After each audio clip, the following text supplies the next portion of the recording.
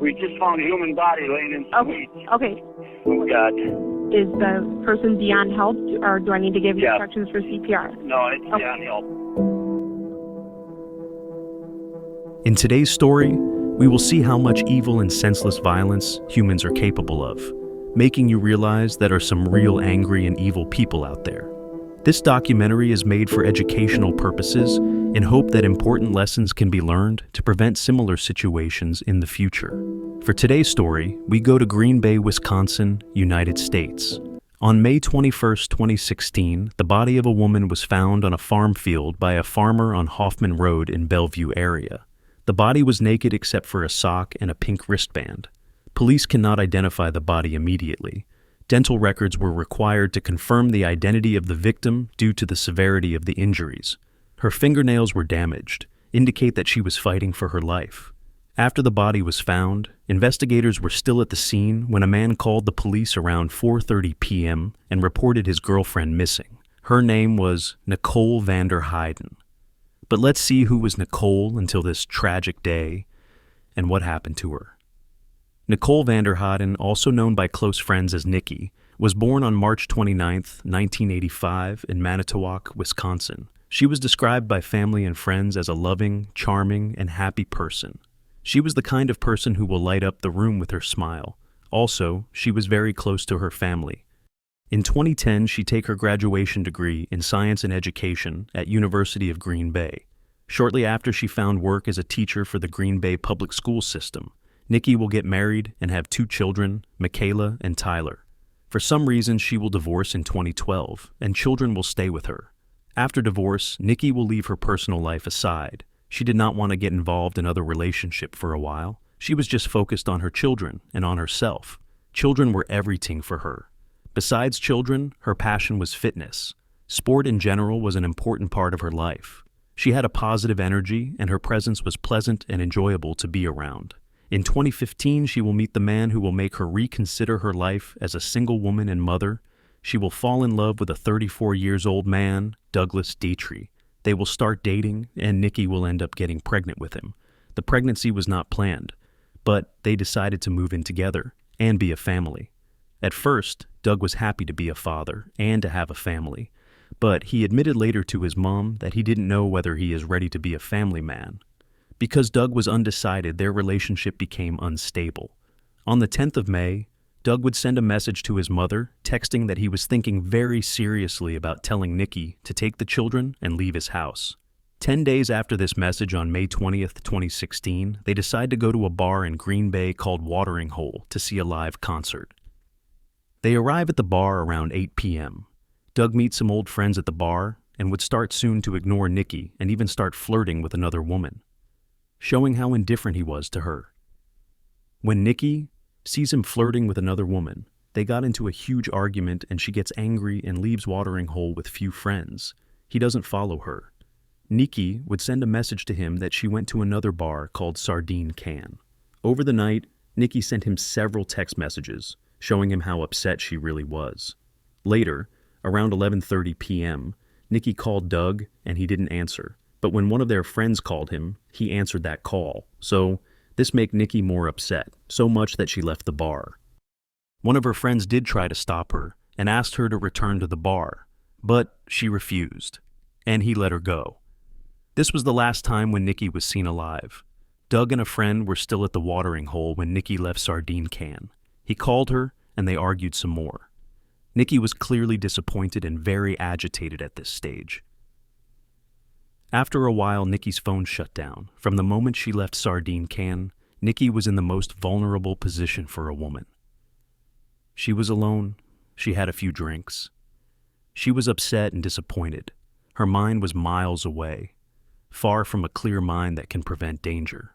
Nikki chose to go to Richard Cranium's bar, just a half-mile from the Sardine Can. Here she will have a conversation with a man. In the meantime, Doug doesn't seem like a guy who's really worried about his girlfriend, the mother of his child, because later, Doug and one friend will go to Sardine Can. But when they got there, they ordered few drinks and just go home after around 2:30 a.m. and go straight to sleep.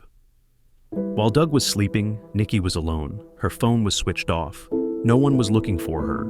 All she wanted was to go home to her children. She made the mistake of accepting the offer of a stranger to drive her home.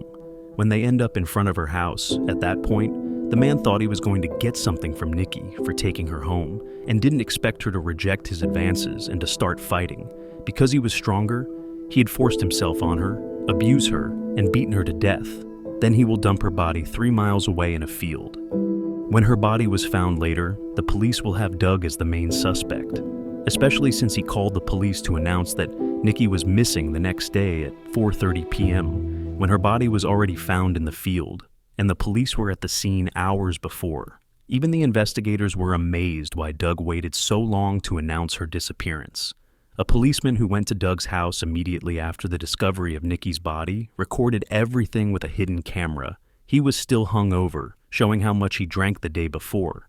Police searched his house, and they found a pair of Air Jordans which appeared to have blood marks on them. So they took them to be tested for DNA. They did this because the marks on Nikki's body indicated that she had been stamped on when she was lying on the ground, and the pattern looked similar to the marks on her body. Also, police found stains that could be blood on the floor of the garage and in Nikki's car, which made them to believe that Nicole was killed when she got home and her body was transported in her own car. Her neighbors told police that they found a charging cable and clumps of blonde hair in the garden of their home. The hair had blood on it. Police also found less than 2 miles where her body was found. Nikki's cell phone and the outfit she wore on the night on the 20th of May. With all the evidence found, Doug was arrested. But when the DNA results came back, all the investigators had a huge surprise. Nikki's car had not left the garage that night. Red spots on the car were not blood. The blood on the garage floor was not human blood, and the blood on the pair of shoes was not Nikki's blood. Basically, all the evidence found by police indicate after 3 weeks that Doug was not involved in Nikki's murder. But the most important proof that Doug was not involved in Nikki's murder was the Fitbit device that Nikki gave him a few weeks before she was killed. Doug was wearing the Fitbit when he was interviewed by the Furt's police officer. His Fitbit had counted only 12 steps between 3 a.m. and 6 a.m. on the 21st of May, which indicated that he can't be the killer. Nikki's items were tested for DNA in the months to come. It was a slow process. 3 months after Nikki's body was found, the crime lab managed to extract enough DNA from one of the socks Nikki was wearing and run it through the national database. And they found a match. It was the DNA of a man who was a complete stranger to Nikki. He had no connection to Nikki, to Doug, to any of their friends. The DNA matched the profile of a man from Virginia named George Stephen Birch. Police discovered that he had recently moved to Wisconsin. He was wanted for heroin possession in Hampton County, Virginia. Police record shows that Birch also was a suspect in a hit-and-run accident on June 8th, about 2 weeks after Nikki was killed. The vehicle had been the subject of a stolen vehicle report, a vehicle fire, and a hit-and-run. So, George had to explain what happened with his car. He told police that he was at a bar and that he was texting a woman all night. Due to his declaration, police asked him for his consent to check his phone to see that he is not lying. He gave them consent to search his phone. The officer told him he would download information from his phone because it's easier to do that than try to take a bunch of pictures.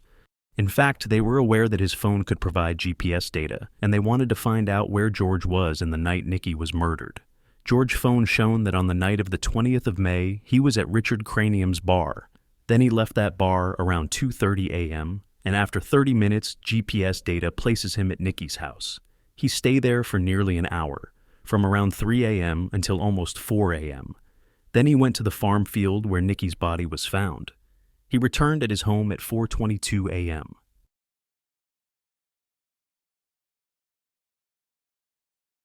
George was arrested and charged with first-degree murder. His arrest was recorded on police dashboard cameras. From Nikki's death until he was arrested, George looked for information about the case on internet. He was aware of the fact that Doug was the main suspect, so he made a plan in his sick mind to blame Doug in case he was arrested. This was the state of a psychopath. He refused to accept responsibility for his actions and try to blame someone else. George said that Douglas came out and discovered them, and enraged, he'd knocked George out. He claimed that when he came round, Douglas was standing over Nicole's beaten body. George said he was then forced at gunpoint by Douglas to help him dispose of the body.